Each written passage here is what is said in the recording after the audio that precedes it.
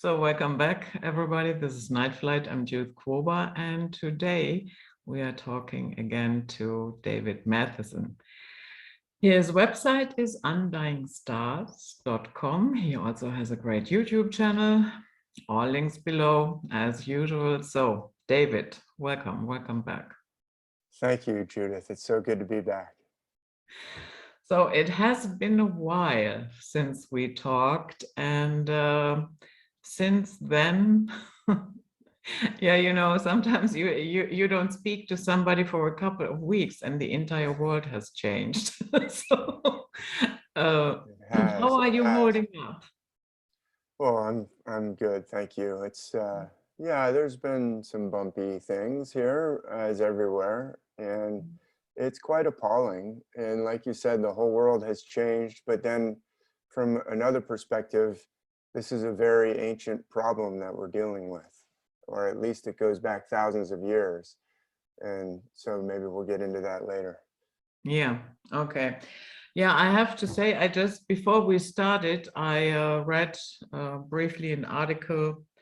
Norway now has put into place a blockade around the Russian community of Spitsbergen.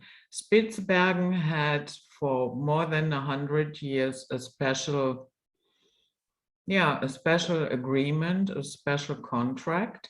So it is under Norwegian sovereignty, but all parties signed that, okay, the Russians can come here as well. They can do archaeology. And then a lot of biologists were there, and they can also mine for, I guess it was coal or something. So, okay, anyway, they never had a problem with each other for 100 years now. And now, out of the blue, Norway has accumulated 20 tons that are supposed to go to Spitsbergen, to that Russian community. And they don't let it through. And they say it's because of the Russian sanctions. So there is another, we have another hot spot there with Kaliningrad.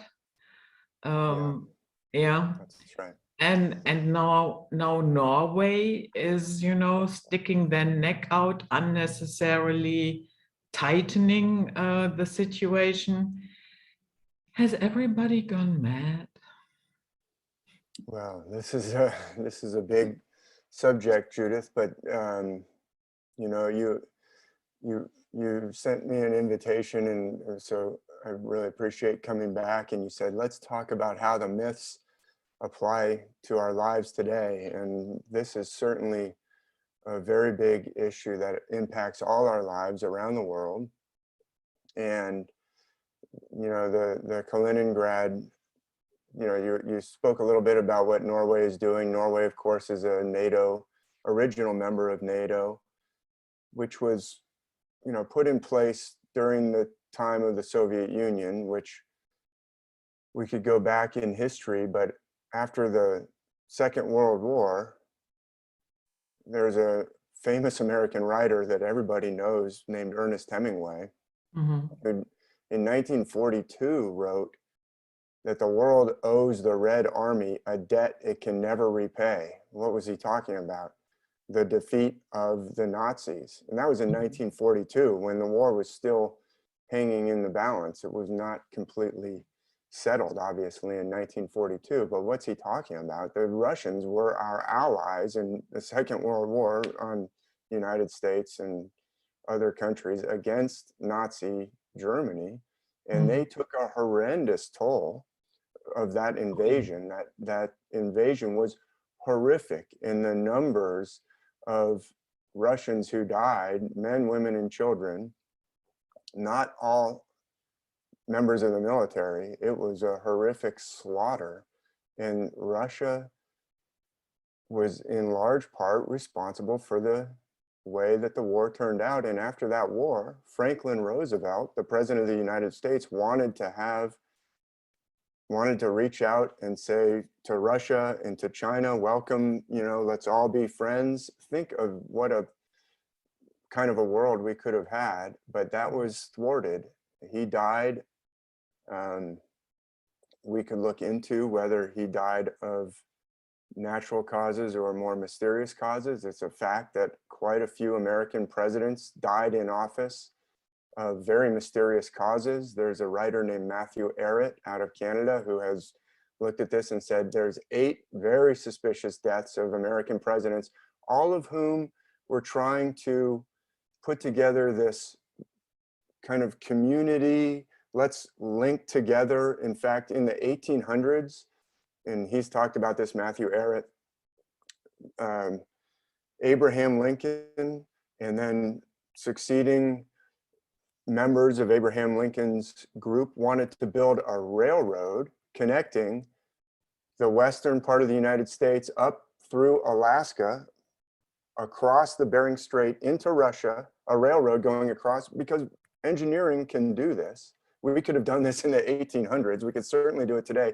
We could have had a land corridor basically going to Russia, all the way down to China and connecting the 2 continents. And think of the benefits that would have had for, if you're a business that sells, I don't know, surfboards, now you can sell surfboards to people along that whole continent, and then their goods can be sold over here. And Matthew Arrett argues that there were countervailing interests, namely the British Empire. We could get into all this, but an anti-benefit everybody mentality that said, no, let's create choke points. Let's create toll booths, basically, that we control, that only our ships can get through. If we have railroads connecting, we can't stop them. But if we prevent that, then we will have control and we can exploit the resources, which, the British Empire and other imperialist powers from Europe were exploiting. Africa, India, China, horrific exploitation of those natural resources, not building up the people, not building up those economies, actually keeping them down on purpose in order to have cheap access to those natural resources, and basically raping those countries for hundreds of years. And so every move that has been made to try to remedy that situation and put a win-win paradigm in place has been thwarted. Abraham Lincoln was obviously shot while in office. Franklin Roosevelt was trying to create this post-war, more harmonious situation, rather than what developed was actually horrific. And we could go into all the things that happened. But I was in the Army in 1991 when the wall came down in Berlin and when the Soviet Union came apart. And that was yet another opportunity to welcome Russia. Hey, they wanted, Vladimir Putin has talked about this. He said, I reached out, others in Russia were reaching out. We tried to shake hands and say, okay, are you going to take NATO apart? No. Okay, can we be part of it? They actually asked, can we be part of it? We kind of need to know what's going on in there or we will not feel secure. Why did NATO need to continue? I was, like I said, in the Army. I was quite young at the time. I was 21, 22 years old in 1991.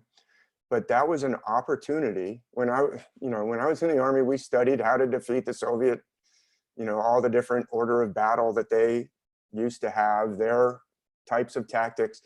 When I was, I went to West Point at the military academy. So I was there during the Cold War. Ronald Reagan was the president. I went in 1987 to West Point. That's when I started. He came and visited, Ronald Reagan did.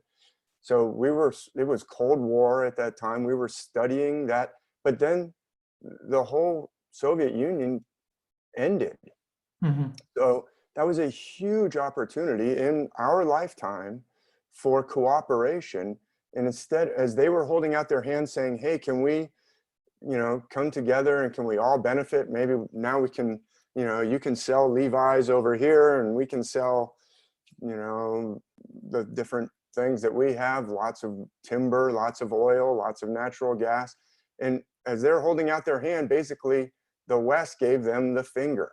I mean, they gave them they slapped it down. They said, no, we're not going to disband NATO. We're going to continue it. So the thing with Lithuania is the exact same thing that you just described with what, and my ancestors on my dad's side are from Norway. My grandfather was born in Norway. This isn't the people of Norway, by the way. Yeah, of course not. This isn't the people of the United States. This is a self-styled elites, self-styled, better than everybody, which is a lie. We can get into that whole thing if you want. But Kaliningrad is a sovereignty soil of Russia.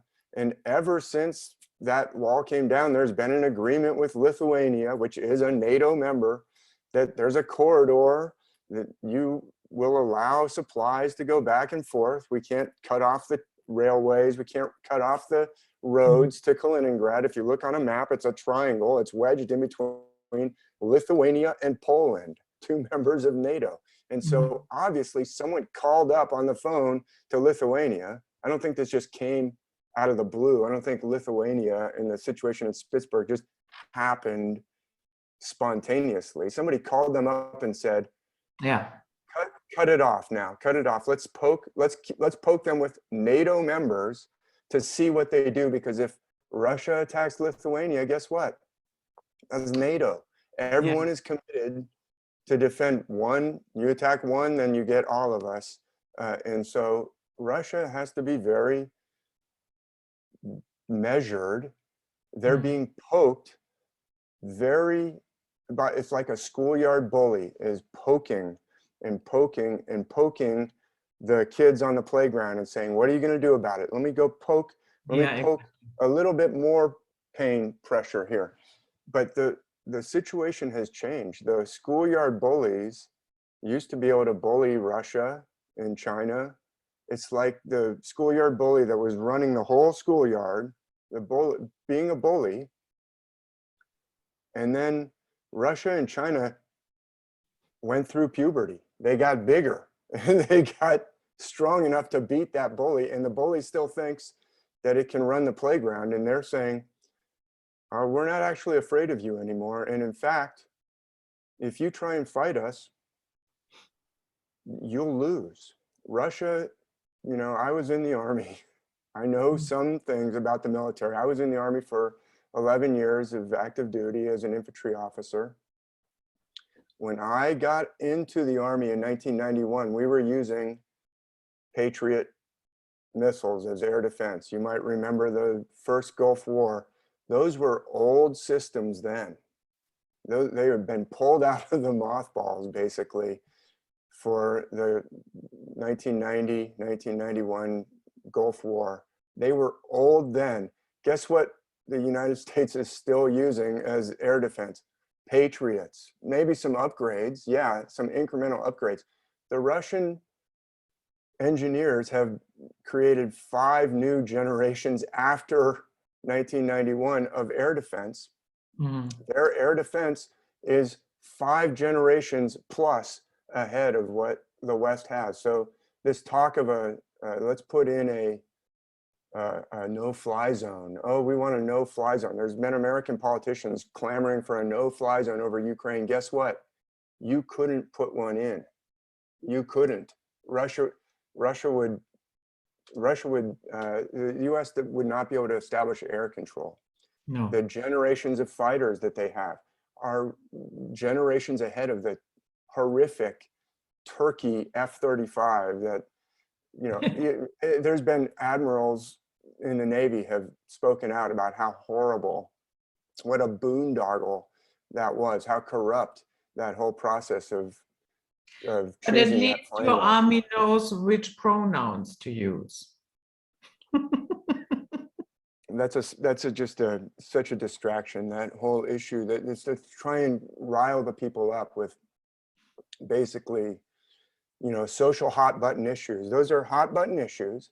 People get riled up about it. It's an emotional issue. Oh, let's talk about sex. I mean, the very word sex just turns on the emotions in people's brains, and everybody starts getting, it's like pushing buttons on a robot. You can control people by playing with those kinds of issues instead of focusing on the what the collective West has done is Or has as I been like to to deal, call it, yeah, Natostan. yeah, Natostan, yeah, that's right. I think Pepe Escobar writes about Natostan as well. I don't know if you're He familiar with says it as well, Pepe, yeah, Natostan. Pepe Escobar, but yeah, that's no, or maybe he doesn't, I don't know, but yeah, that, so these are big issues. I've gone a little bit into the weeds, but the point is, it didn't have to be this way. Mm-hmm. We don't need to have one group bullying the whole rest of the world, and it didn't need to be, it could have been cooperation, and there were many opportunities for cooperation. And so I think it's Even horrific last what has happened. December. That's right. That's right. Russia reached out and said, Mhm. look, we want security for everybody. And what's going on is not going to create security. So, you know, you can see where I stand on some of these issues, but I would argue these are very ancient, or these are very old problems. We could maybe just step back, take a pause, and ask, what is the West? What, we throw that word around, we see that word in newspapers. What does it mean? West, the West. What is it? Mm. How do you define the West? Is it the cultures that are descended from ancient Greece and ancient Rome? Is that the West? Because they like to claim that heritage. Ah, yes, the wonders of ancient Greece, those mathematicians, those engineers, those brilliant thinkers of ancient Greece, their democracy informs the West. And there was truly a renaissance in Western Europe where there was a conscious attempt to reconnect with ancient Greece and ancient Rome and the classical. So it was a renaissance, it was a rebirth from what? The Dark Ages, the feudal ages. The West is actually a descendant of, I would argue, the Western literalist Christian church. There was a split between West and East inside the church, the Christian church.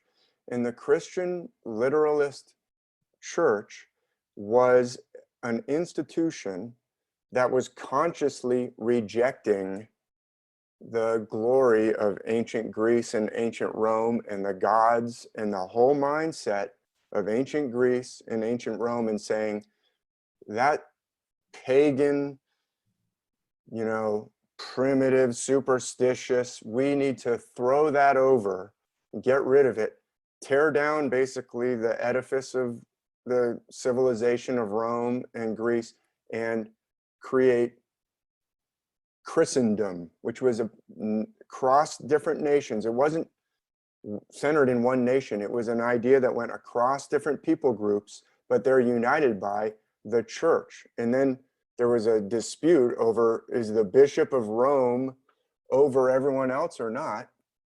And a big chunk said no. And the Western part said, yes, the Bishop of Rome is the head of everything. And that's what became the West, was Western, Latin, Roman part. So you had the Rome ruling over the kings and dukes of Western Europe. And Greece, actually, that's on the east. That's the, you know, the Eastern Orthodox. The Byzantine Empire continued the classical tradition for thousands of years. And the West went and invaded it during the Crusades. In, you know, the year 1000, they invaded, or 900s, actually starting in the 800s. There was waves of invasions that was called for by the leaders of the Latin or the Western church. They were invading the Byzantine Empire. They were sacking Byzantium. They were tearing down, and the people of the Byzantine, culture were horrified at these barbarians riding in on horses and just killing people and smashing things. They're like, what is going on? Who are these crazed Europeans? And I would argue that that pattern, Russia certainly sees that as a continuity. The invasion of the Crusades, all the way up through the invasion of Napoleon, all the way up through the invasion of Hitler and the Wehrmacht, they see an unbroken line of ideology that says the divine powers gave the earth to the church. Mhm. Jesus rules over the whole world, and his representative is the Bishop of Rome or the descendant of Peter, and therefore everything belongs to us. And we Unum will take sanctum. and Yeah. we'll take everything that stands in our way, and we'll smash other cultures, nations, and their beliefs and their gods. We will smash them because it's been given to us. And so the literalist church took over Western Europe. There were no Christians. There was no such thing as, if you go back far enough, nobody's parents or great great great great ancestors were Christian. If you go back far enough, it is Mm. imposed. It's a world devouring mechanism, a mind. It's I have to be careful with my terms, but it's like a mind virus Yeah. that devours nations. It's a nation devouring mind virus. Notice I'm not calling any people a virus. I believe Mhm. that all people are sacred. I'm not putting down any group, but I'm saying this idea is a mind virus that can take over, and it has a nation devouring character to it, where it goes. The Celtic, people of France were were Druidic, and the Mhm. people of the British Isles, the Celts and the ancient Britons, were Celtic and other Anglo-Saxon, Germanic. There were that was conquered first. Those were suppressed, violently converted. Those people were suppressed. Their beliefs were violently converted. You get baptized, or you're going to get this red hot metal poker rammed through your ear or down your throat, some horrific torture, or your head cut off.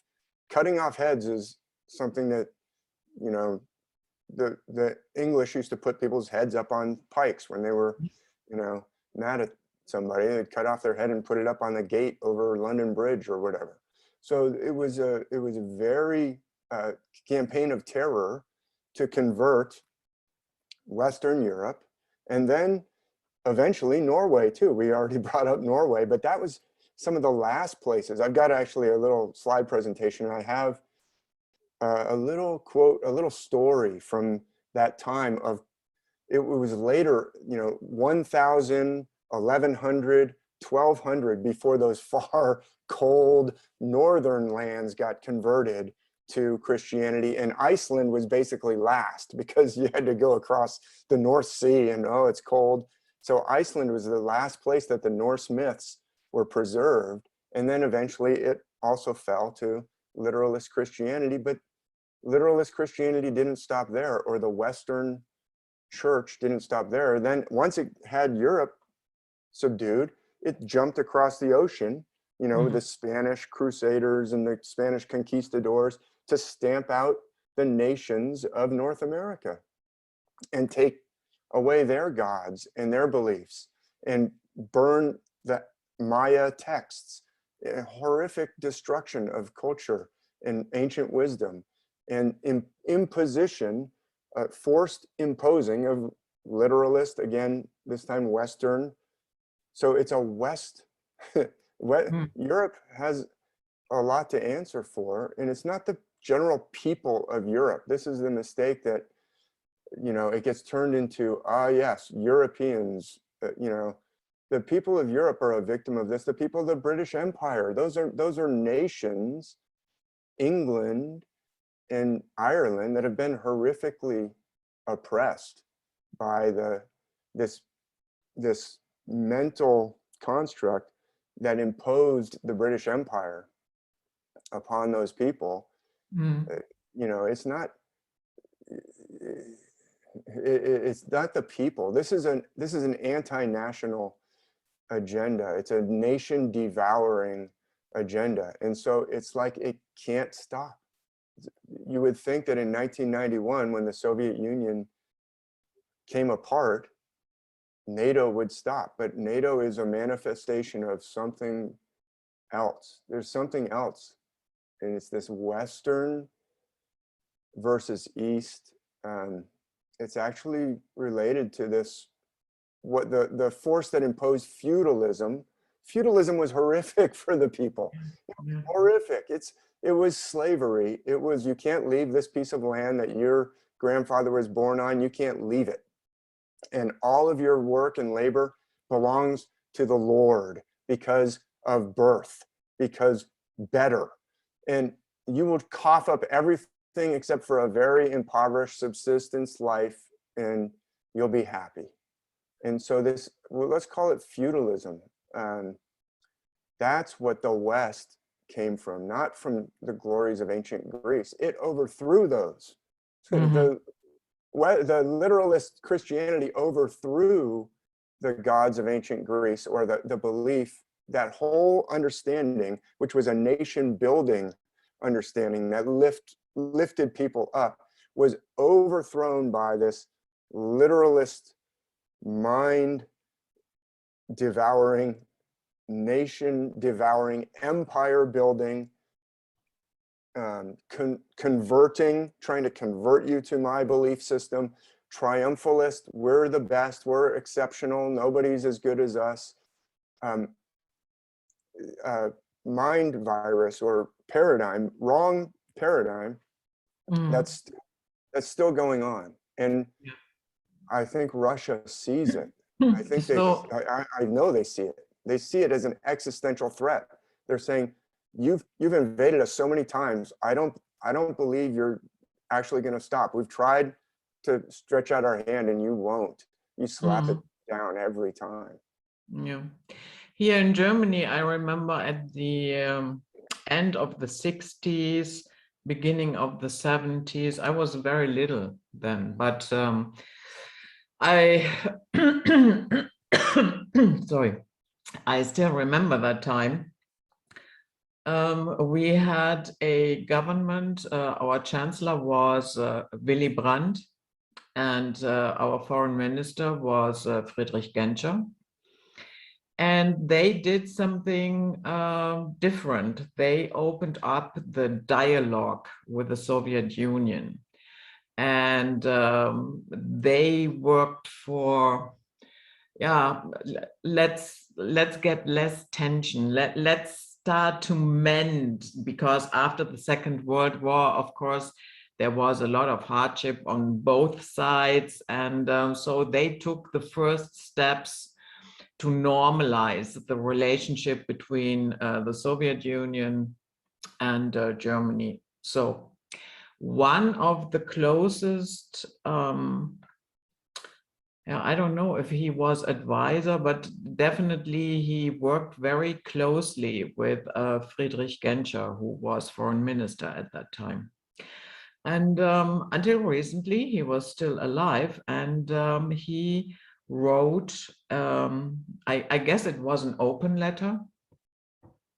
And he said that he wrote it to our current government.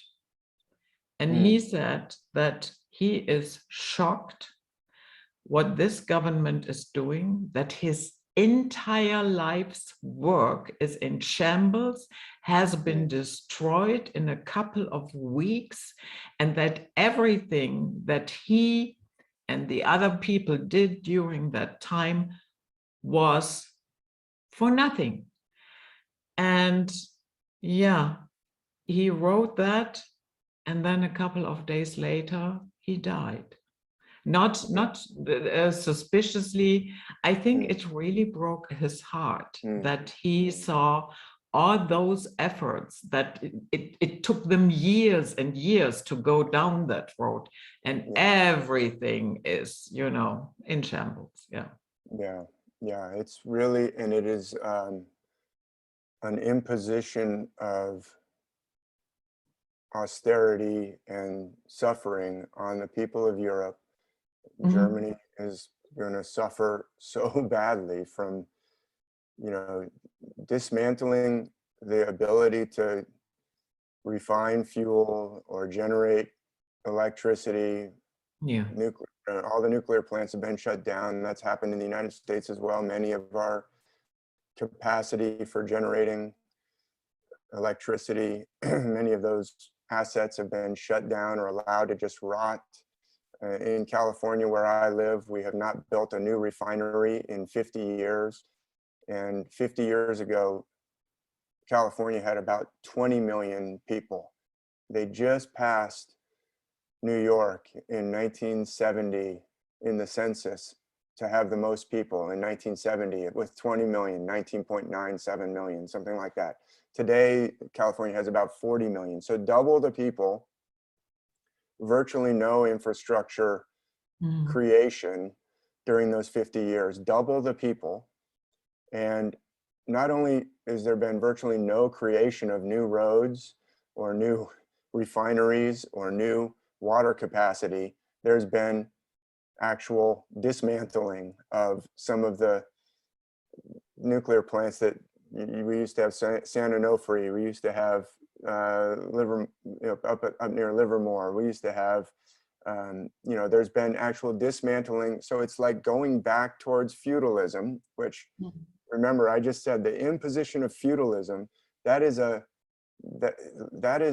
literalist Christianity imposed that on Europe after the classical period, after the Viking period. The Vikings were making incredible ships that could go across the ocean, incredible timber construction. And when you destroy the ancient pattern enables people to use their gifts that are given to them by, I'm going to talk about it a little bit, the invisible realm, let's just call it, or the divine realm, or they come to people. Those gifts are given to men and women to express and to help others and to build up. And the ancient pattern is for the building up and the expressing of your talents and the making of ships. Odysseus talks about this in the Odyssey, the Cyclops, how morally backwards the Cyclops are. They don't cooperate and they don't build ships and they don't do, they're just barbarians that want to eat other people. Well, that's a pretty good contrast. Devourers that just want to feed off other people, or work together and build ships that can cross the ocean and communicate and trade and build up. And now I can share my wine with you and you can share your cheese with me, or whatever your genius was to create cheese. My genius was to create wine. That's how I expressed it. And now we trade through these beautiful ships that takes a whole bunch of people to build. That's a completely different paradigm than the Cyclops paradigm, or the devour others paradigm. And so when the ancient paradigms are smashed up, we tend towards poverty, oppression, and straightening or narrowing or constricting of people's lives. And that's we're being told, the people are being told, oh yeah, pay twice or 3 times as much for every drop of gasoline that you put into your car, and be happy about it, because this is all part of something that you should be happy about. Why should I be happy about it? It's absolutely horrific. It's absolutely wrong, and people are going to suffer and maybe even die because of it, because they can't get heat, or because they can't afford.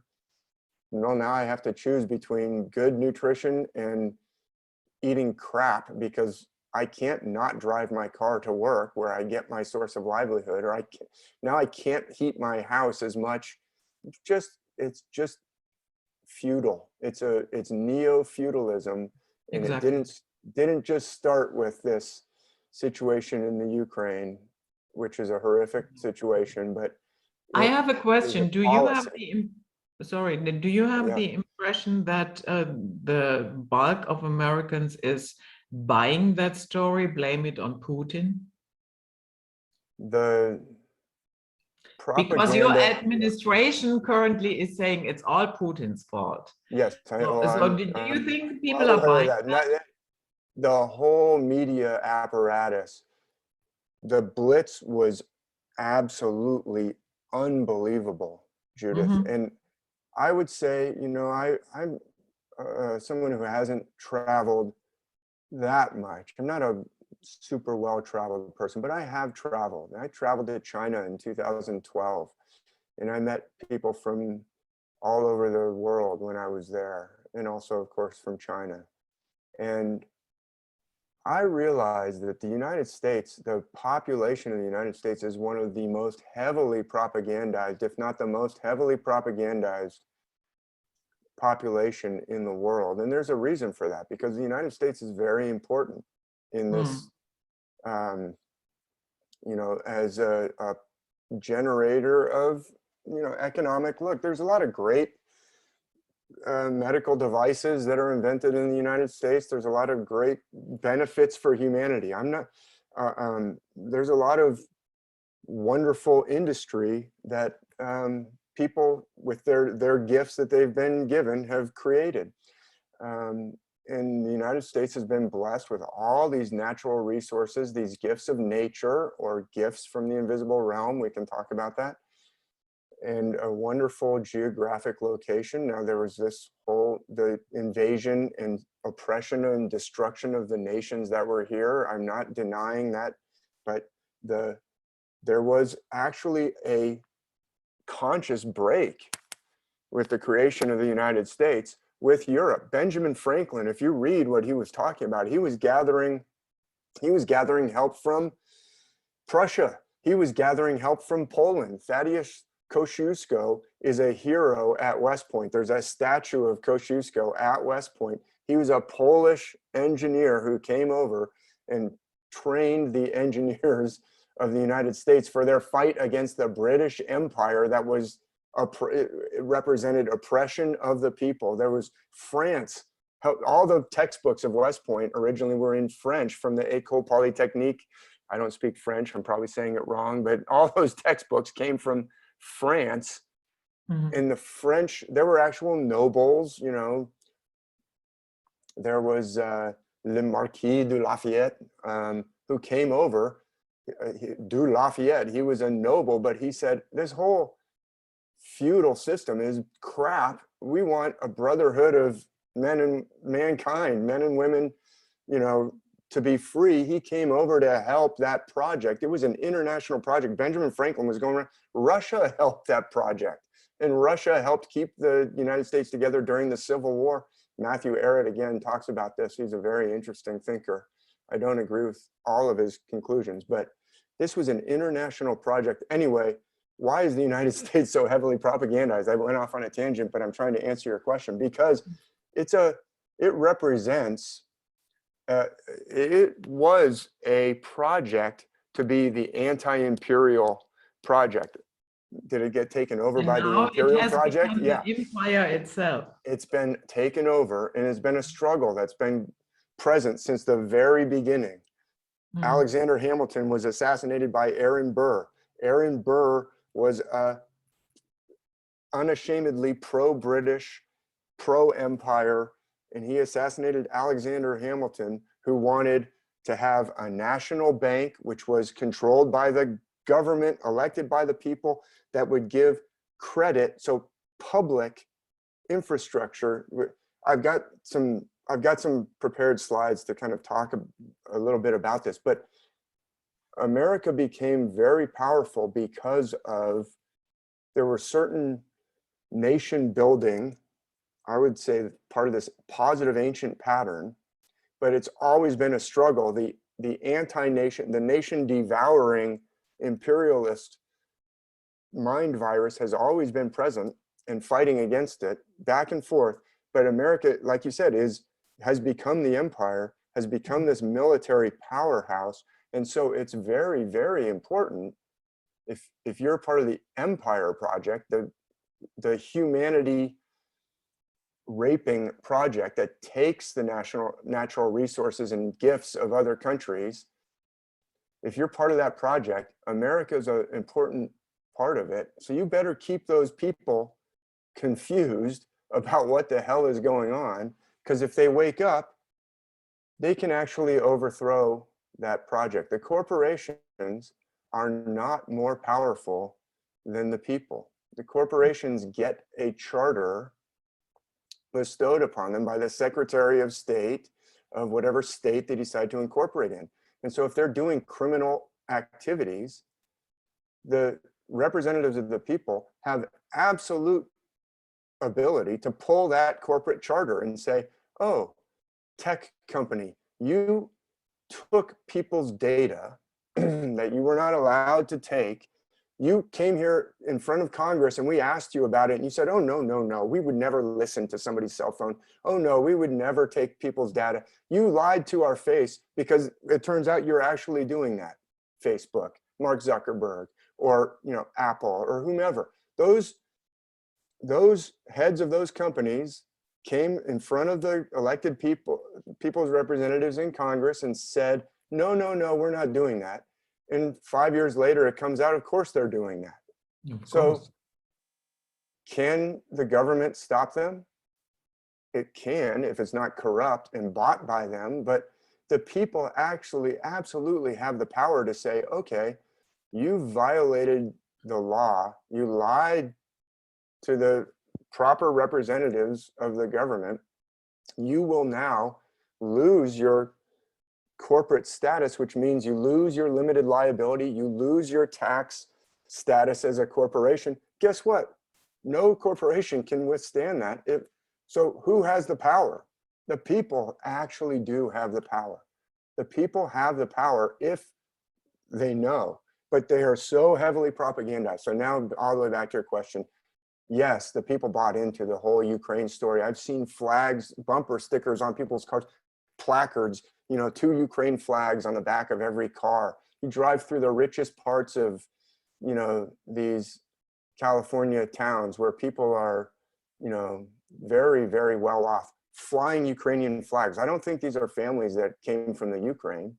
These are people who bought into Russia is raping Ukraine. And they're well-meaning people that are saying, oh, this is horrible. I don't like it. I want to stand against that. They've been completely propagandized. If I said, have you heard that there were 31 DOD funded labs in the Ukraine? 47. 47 now? Okay. Well, Victoria Nuland admitted this in front of Congress. Did you know this? Most people would go, what are you talking about? That right there is justification for the special operation. But not only that, why are all the Ukrainian forces where they are, trapped in a cauldron right now? Why are they all right there? Because they were getting ready to invade the Donbass, the Luhansk, Donetsk region. They were right there ready to invade.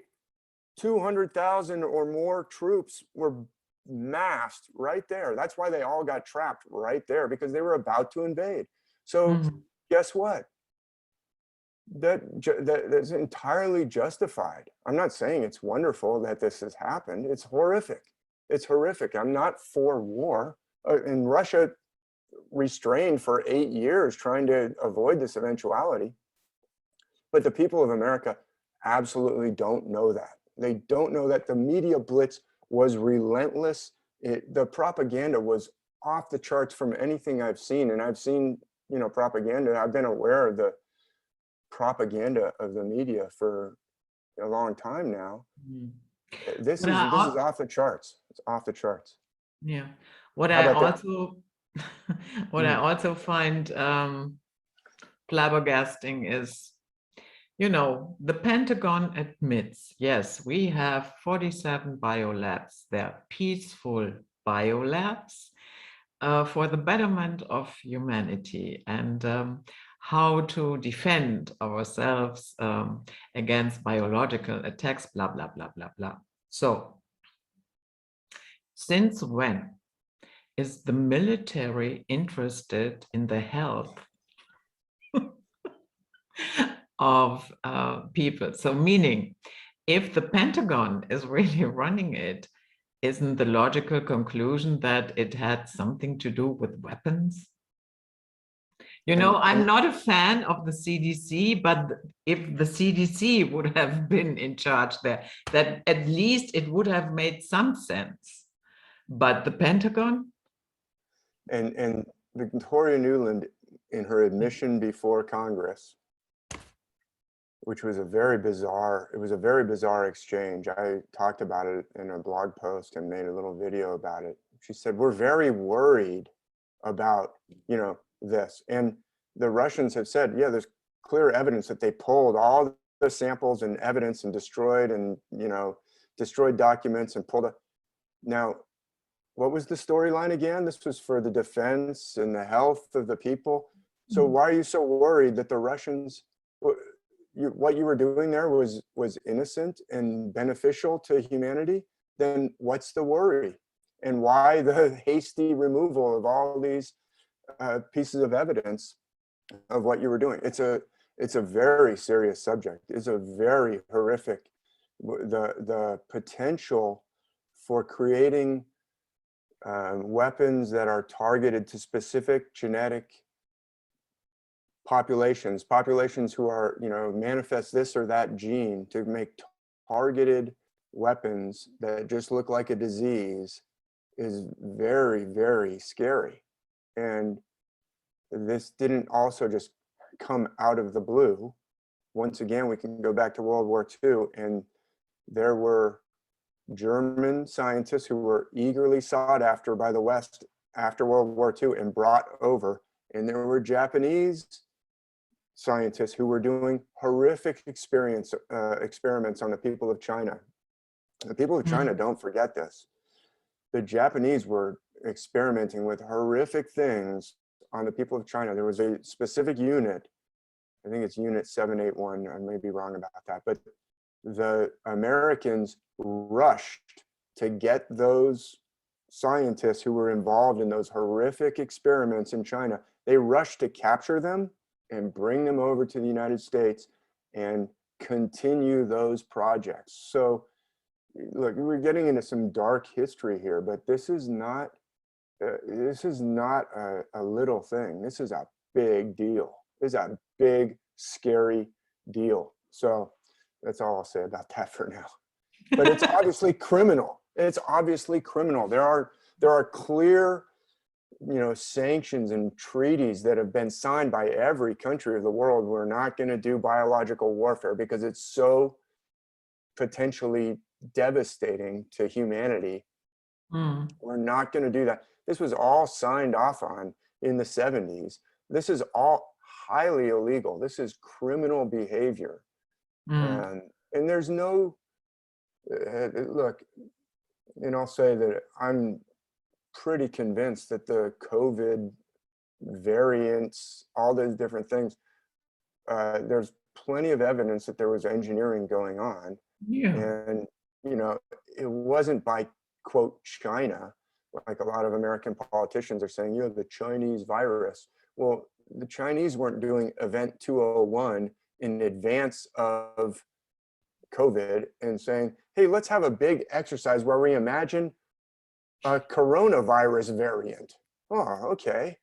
And then what? Did they just had that Event 201 and China was creating the virus? What? Does that make any damn sense to anybody? No. The people who had those exercises are probably the culprits who are engineering this stuff that just happens to show up a couple months later. So it's horrific. Here in Germany, I think that entire storyline is falling apart quickly now, because a lot of Germans are aware that they will be sitting this winter in the dark and in the cold. I was doing groceries this morning, And sometimes I always try to speak to people that I do not know. Yeah, just having a conversation, trying to feel the pulse, what's going on. And I have to say, this morning, I actually met 3 people that are preparing themselves for that scenario. And one gentleman said to me, it has come to the point that I hate Germany. And he said, I never said that in my entire life. And when I see this criminal government, I could puke. And, but now, very funny here in Germany, we have a new law when you call the politicians incompetent, and they think it is an attempt to delegitimize the government and the state itself. So now you will become a case for the constitutional protection services. That's not funny, but I know that's all you can do is laugh. This is, this is actually touching on the same thing that I talked about it's not the nations, it's a nation devouring. This is a nation devouring transnational. Look, the politicians of Germany, the reason why it's so despicable is they're just taking orders from the empire. And it's despicable because they're not standing up for the good of the nation, of the people. They're willing to subjugate the good of the people and the health of the people and the economy of the people and the people's individual economies for an empire. That's despicable. But I know what he feels like because I personally was in the army for a long time, and I was very, when I'll pull up my slides in a minute, or my presentation about the myths, because my whole paradigm changed. And it wasn't overnight, it took time, it was a process. But understanding that the myths are based on the stars and that the Bible is based on the stars shook off this mind, the negative aspects of literalism. I call it this mind virus that is an anti-nation. And this is part of the same thing. So what I'm saying is, I was in the army, I was all patriotic. I hope your viewers don't turn off the screen right now, but I voted for George Bush, okay? Yeah, we have all done things that was a big mistake, we are not proud of. But my whole worldview has changed. And actually, I went through a period where I, like the man that you met, hated the United States. I stopped flying, the American flag on holidays like the 4th of July. I got so negative. And then I later came to the understanding there's a difference between the nation that's represented by the people, that is actually something very good, and this quote unquote elites, these criminals who have taken it over. And don't identify them with Germany. They are absolutely against Germany. They're showing that by saying, yeah, the people can burn sticks and pine cones for our cause. When they say that, they're clearly, the people will be happy to pay $10 a gallon in gas or whatever. They'll be happy to pay twice as much as what they were paying and get less for our project. They're not for the people. They're not the nation. So what I'm saying is, now I love my nation and I hate the criminals who are part of this empire, this imperial project. That imperial project needs to go. It needs to stop. And if the people of America could wake up, they could stop it. They could stop it. And that's why the propaganda is so critical to the empire's project. And what you're doing and what other podcasters are doing is so important to counter that propaganda. It's so important. So I appreciate his comments, and I hope, if he's listening, I went through that where I was like, I hate my country. But now I realize that was so wrong. I love my country. I hate what is being done with Mm, well-meaning. Look, most of the people in the army are well-meaning. They think they're defending freedom, and they're mm, being absolutely despicably used for this imperial project that has absolutely nothing to do with expanding freedom. It has to do with, what the heck were we doing in Afghanistan for 22 years? What the mm. heck was this thing in Syria all about? This horrific infliction of misery upon Syria, and troops occupying oil fields in Syria and occupying opium poppy fields in Afghanistan. What is that? Are you telling me that's defending freedom? Obviously not. Mm. Obviously not. But the people just generally buy into, yeah, we're defending freedom. When I'm sending my kids off to the army, they're defending freedom. Guess what? I think the army is absolutely necessary. I think armies are necessary. Every country should be able to defend itself. and having, the ability to protect yourself, to protect the nation is important. But it's being used for an imperial project that has nothing to do with protecting the nation, and in fact has to do with destroying nations for the Yeah, benefit of stealing resources yeah, that don't go to the benefit of the people. It's not like the people exactly. of America, Yeah. are And getting that better. is what I would say in this construct, as it is right now, the entire cult of order followers, police and military, are brainwashed into oblivion, at least in my view, and are not actually doing their job. Because even police, I see them more as a private army of the controllers. They are there to guarantee that those who are in power stay in power. One of the best images that I have ever seen was that I have still in mind was when we had the financial crisis in Greece, and all the policemen dressed like RoboCops in front of the banks. And I thought, oh my goodness, you really do not know what you are doing, because those people that you are protecting there are selling down your future down the river as well. Yeah, and it's appropriate that it's Greece too. I mean, Greece sold off the port of Piraeus, Mm, that you read about. I remember reading about Athens and Sparta and the Persian Wars and the Peloponnesian Wars, and the port of Piraeus, which was Athens' ancient port, still a port, a massive port, has been sold, has been privatized. And the people of Greece have had their country privatized. They've had, like you said, their their livelihoods sold away from them. They actually elected a government that was supposed to stand against that. This is Syriza government, and that whole part that you were talking about. The Teresa, I know. And you know what then happened?